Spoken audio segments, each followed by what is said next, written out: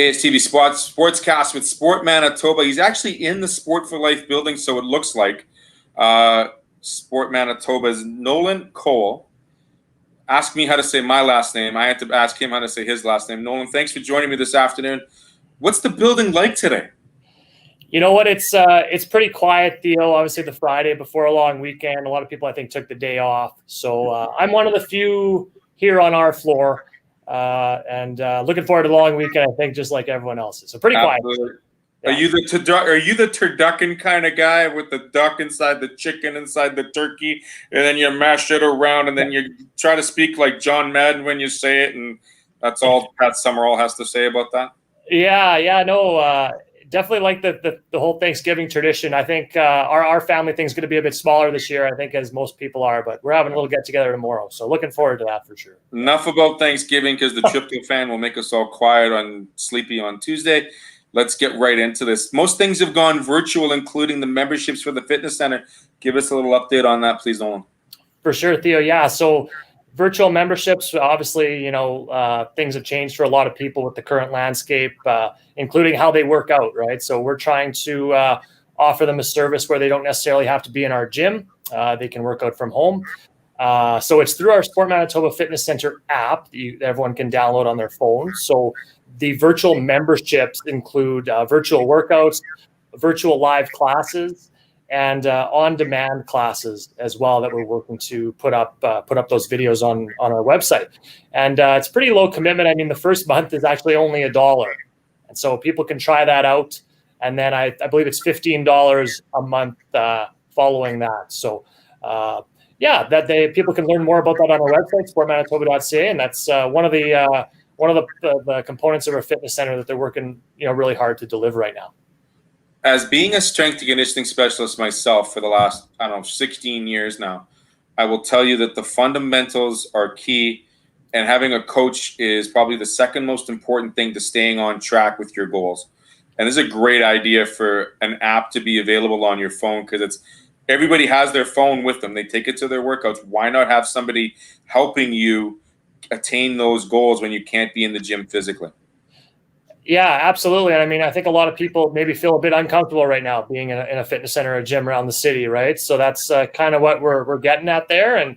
And I know our fitness staff's working really hard to deliver that membership in a way that's easy for people to get involved with, and still making them feel comfortable with their progress. I can picture it now, Rocky IV in the back of the barn lifting rocks and horse collars and all that stuff, and Survivor in the background. But I digress from that, Nolan. We'll leave those days alone. Something else that's gone virtual, as well as is available through your Sport Manitoba website, our Peak Performance Speaker Series, as well as our coaching clinics. Let's talk about that next on the agenda. You bet. So the Peak Performance Speaker Series, our performance guys run that program. Basically, it's just athlete education seminars. They run them over the fall and winter season. We've done them over the past couple of years. They've been pretty popular. And you're right, they're going virtual this year as well. Normally, they'd be a presentation in the basement of our building here, but they're going to be online this year. Basically, they're geared towards becoming a high-performance athlete. So targeting those young athletes who want to kind of get to that next level.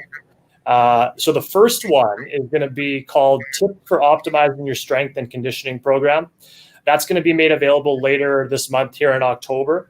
And basically just incorporating strength and conditioning into your routine as an athlete. So again, that'll be end of October. People will be able to access that video online. It's free. And then they've got a few more planned here over the next couple of months, and some different topics that they'll be covering. So that's the P series, as it's known here. And then you mentioned the coaching courses. Those are also online now. And so Sport Manitoba Coaching here offering several different courses here, a lot of different topics. So planning a practice, to leadership, to managing conflicts on your team. Those are available on our website as well until December. There's a number of different ones you can sign up for. They go till December, and all online. You pay a fee and you can register on our website, again, sportmanitoba.ca. So coaching's working very hard to deliver all those courses as well. Again, a lot of them took place in our building in the past and around the city, but those will be online now as well. Even though sports is kind of in a bit of a downtime right now because of all the phases and the restrictions and the guidelines, there's not a better time right now to put more tools in your belt as a coach and trying to keep that edge sharp, so to speak, in any sport or any activity that you're trying to lead younger athletes in the next level. So if you have the time, do check them out, because I think they're a very good resource to have in no matter what coaching strand you're in. So well done for bringing those forward. We come now, Nolan, to my favorite part of our talks every month is the Hall of Fame inductee spotlight. And this month, Ruth Klassen, I had a chance to check up her bio. What an amazing young athlete she was, and an ambassador of volleyball here in Manitoba. I mean, 16 years old, starting her career, and then taking out juggernaut provinces like British Columbia and Ontario in her young career. Great female athlete, well deserved. Absolutely, yeah. And I mean, as you know, every year our Hall of Fame class is filled with some pretty impressive people, right? And Ruth Klassen's one of them. For this year's class, obviously, we're not doing the formal induction this year because the current landscape doesn't allow us to do that. But hopefully, we can do that next year. But so we do a Hall of Fame spotlight every month, a little written piece on our website highlighting one of our inductees. It's Ruth Klassen this month. And people can check that out on our website, sportmanitoba.ca again. And we'll be profiling each and every inductee over the next few months. We've got a couple already up. So that's in the news queue of our website, so people can check that out as well. Are you a biathlete? Have you ever tried biathlon, Nolan? I haven't, but I was at the Canada Games a couple of years ago in Red Deer, and it was just I was taking photos, and it just looked like it looked crazy, like it looked very difficult, strenuous on the body.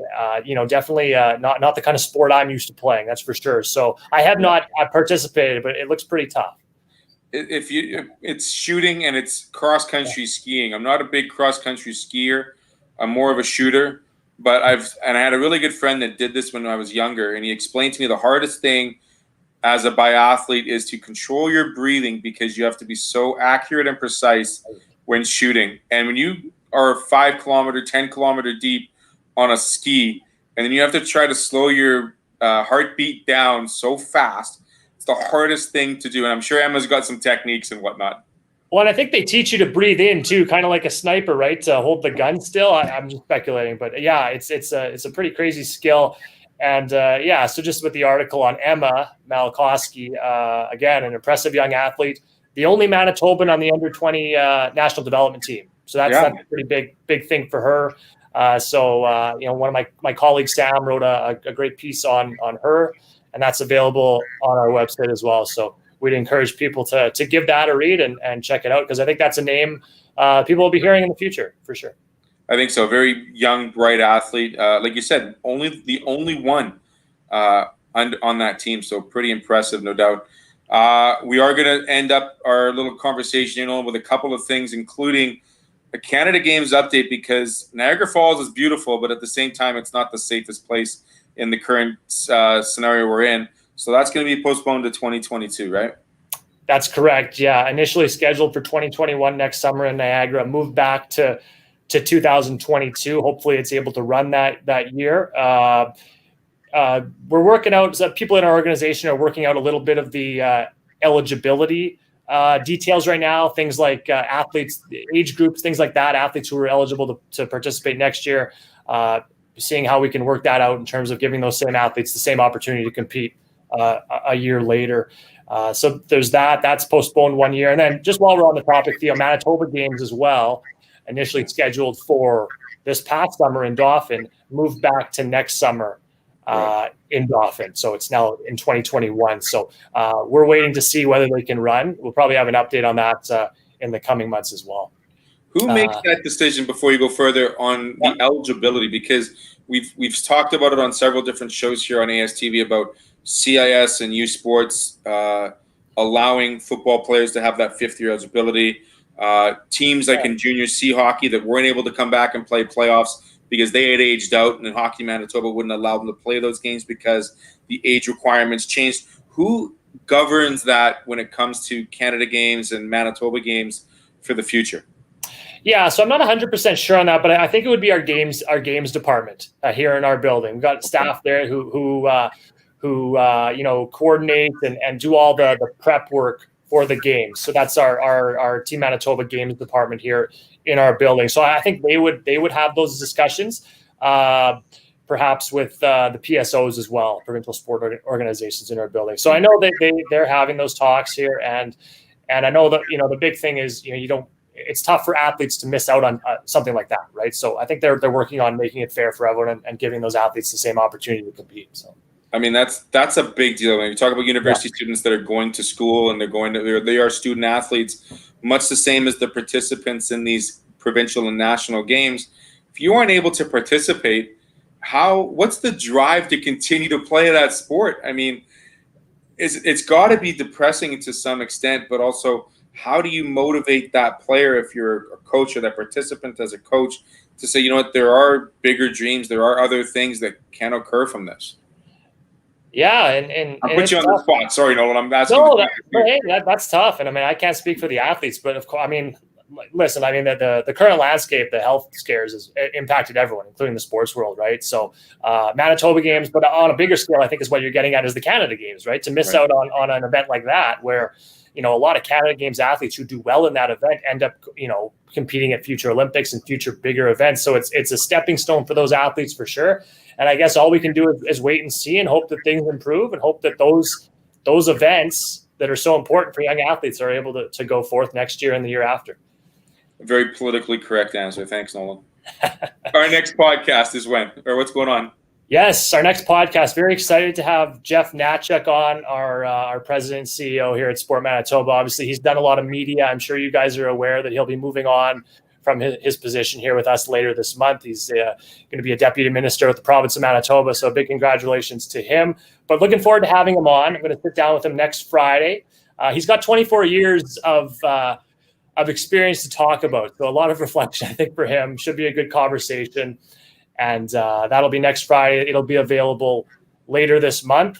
So that'll be our 23rd episode, and all our 22 previous episodes are available on Spotify, Apple Podcast, wherever you get your podcasts. So check those out. Some of our recent episodes are on sportmanitoba.ca, our website. Our last one was during National Coaches Week, so we had a couple of coaches on. That one's available. But looking forward to having Jeff on next week, and that'll be available later this month before he heads over to the province.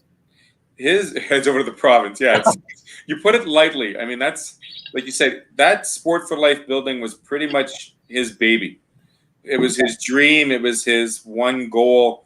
He truly wanted to see come to fruition, as he did. An amazing building. If you haven't been down to 145 Pacific Ave, when it opens up fully, I challenge everybody to go check it out. Not only the Hall of Fame, the resources, the amenities, the clinics that are there. I mean, just a truly great building. And once it is able to get opened up fully, I'm looking forward to getting back into the batting cages. I mean, truly a great spot to, check out and further not only your appreciation of sport, but perhaps participating in a different sport.